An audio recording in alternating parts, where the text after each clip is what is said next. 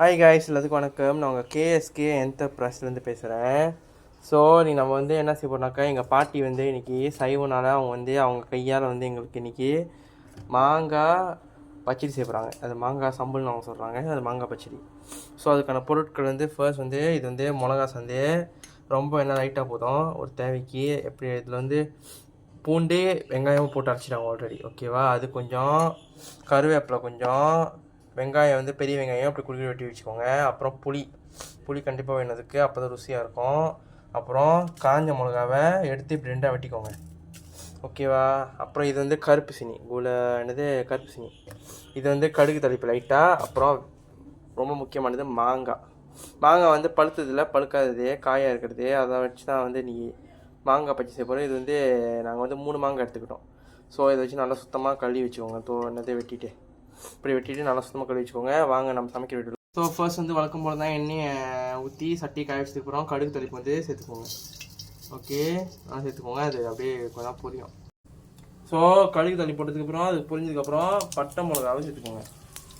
பட்டை மிளகா சொன்ன மாதிரி தான் நீங்கள் அப்படி ரெண்டாக வெட்டிக்கோங்க. அப்புறம் வச்சு வெங்காயத்தை சேர்த்துக்கோங்க. சேர்த்துக்கிட்டு நல்லா வதக்குங்க. அது அந்த வெங்காயம் நம்மளை தான் வெங்காயம் ஒரு மாதிரி ப்ரௌன் கலர் கொஞ்சம் வந்தோம். அப்புறம் கருவேப்பிலை கொஞ்சம் சேர்த்துக்கோங்க. நல்லா இருக்கு, வதக்கணும்.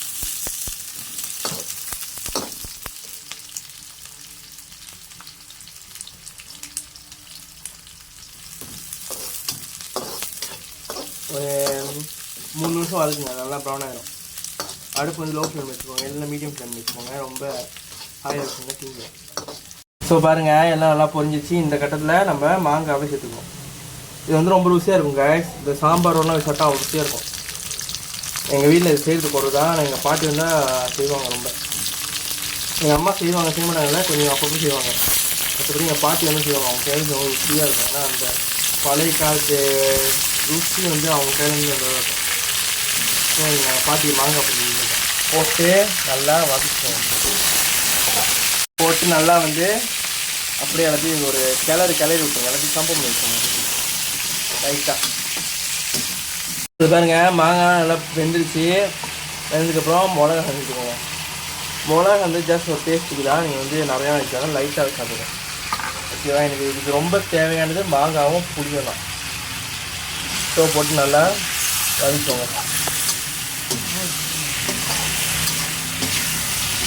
இது பாருங்கள், எல்லாம் நல்லா மிக்ஸ் பண்ணி வச்சு பாருங்கள். மிக்ஸ் பண்ணி இந்த மாதிரி தண்ணி வந்துடும். ஏன்னா மாங்காய் போட்டோன்னு நல்லா கிளறி தண்ணி வந்ததுக்கப்புறம் உப்பு தேவையான அளவுக்கு சேர்த்துக்கோங்க. உப்பு தேவையான சேர்த்துக்கோங்க. சேர்த்து அதையும் நல்லா ஒரு வாட்டி நல்லா கரண்டியை போட்டு மிக்ஸ் பண்ணிக்கோங்க. ஏன்னா உப்பு கிளறினா தான் அந்த தூமிஸில் போய் அந்த சம்பலில் போய் என்ன சொல்கிறது நல்லா மிக்ஸ் ஆகும். நீங்கள் கிளறாமல் அப்படி விட்டிங்கன்னா அது அப்படியே அங்கங்கே ஒட்டிக்கிட்டு இருக்கும். ஸோ இதை கொஞ்ச நேரம் கொதிக்க விடுங்க. இந்த மிளகா கொதிச்சு இந்த மாங்காய் கொதி. ஸோ பாருங்கள், நல்லா கொதிச்சிச்சு. கொதிச்சதுக்கப்புறம் புளியை கரைச்சி அதை ஊற்றுங்க. தனியாக போட்டு அதையும் லேசாக கிளறி விட்டுருங்க. ஏன்னா மாங்காய் பச்சடி புளிப்பும் இருக்கும், இனிப்பும் இருக்கும். அப்போ ரொம்ப ருசியாக இருக்கும். அதோட ருசி அந்த புளிப்பும் இனிப்பும்.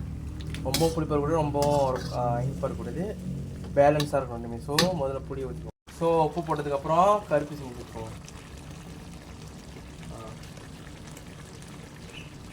ஸோ கருப்பு செஞ்சு வச்சுக்கோங்க. சேர்த்துக்கிட்டு ஏதாவது நல்லா கெட்டியாக கூட சொல்லுவாங்க. சின்ன இதில் கொஞ்சம் கெட்டியாக இல்லை பொக்காட்டா, அது அவங்க பார்த்து சொல்லிக்கிட்டு இருக்காங்க. நல்லா பொக்காட்டா வரணுமா. ஸோ சீனியை போட்டு நல்லா கிளறிக்கோங்க. ஸோ நம்ம உப்பு புளி ஊற்றியாச்சு, சீனியும் நம்ம சேர்த்துக்கிட்டோம். நல்லா கிளறி கொண்டு. அப்புறம் என் பாட்டி ருசிக்காக கொஞ்சம் வெள்ளை சீனி சேர்த்துக்கிறாங்க. சேர்த்துக்கிட்டு பட்டை மிளகாத்தூள் உரப்புக்காக. அப்படி உங்களுக்கு வேணாம்னா நீங்கள் போட வேணாம். இது ஆப்ஷனல் தான், பட்டை மிளகாத்தூள். அப்புறம் உங்களுக்கு வேணாம் நீங்கள் சொன்னீங்கன்னாக்கா பரவாயில்ல, நீங்கள் போட வேணாம். ஓகே, இது உரப்புக்காக நம்ம போடுறோம். ஸோ இதை போட்டால் கொஞ்சம் உரப்பாக இருக்கும். ஸோ அப்படி உங்களுக்கு வேணான்னா நீங்கள் அதை போட வேணாம். ஓகே, போட்டு நல்லா கிண்டுங்க. பாருங்கள், இப்போயே பாருங்கள் அந்த அதோட இது பாருங்கள் பொக்கட் ஆகிட்டு வருது கொஞ்சம் கொஞ்சமாக. ஸோ நம்ம இப்போ போட்டு நல்லா கிண்டிட்டு எல்லாத்தையும் நல்லா வதக்கிடணும். கேஸை பார்த்தியா, இல்லைனா அங்கங்கே இருக்கும். வதக்கிட்ட பிறகு லாஸ்ட்டாக கொண்டா மூடி கொதிக்கிற தான் ஒரு 10 மினிட்ஸ் கொதிக்க. ஸோ பாருங்கள் காய்ஸ், இது பாருங்கள் நல்லா பொக்கட் ஆகிடுச்சு. கொஞ்சம் ஒரு 5 நிமிஷம் கொதிக்க வச்சுருங்க. அப்புறம் இறக்கி சாப்பிட்லாம். இந்த வீடியோ யாருக்கு பிடிச்சிருக்கோ மறந்துடாமல் கேஎஸ்கே என்டர்பிரைஸை ஃபாலோ பண்ணி லைக் பண்ணி ஷேர் பண்ணி இந்த வீடியோ ரீபோஸ்ட் பண்ணுங்கள். கண்டிப்பாக இந்த மாங்காய் பச்சடியை நீங்கள் உங்கள் வீட்டில் யாராவது வயசானவங்க மூத்தவங்க இருந்தாங்கன்னா அவங்க வச்சு சொல்லுங்கள். தேங்க்யூ.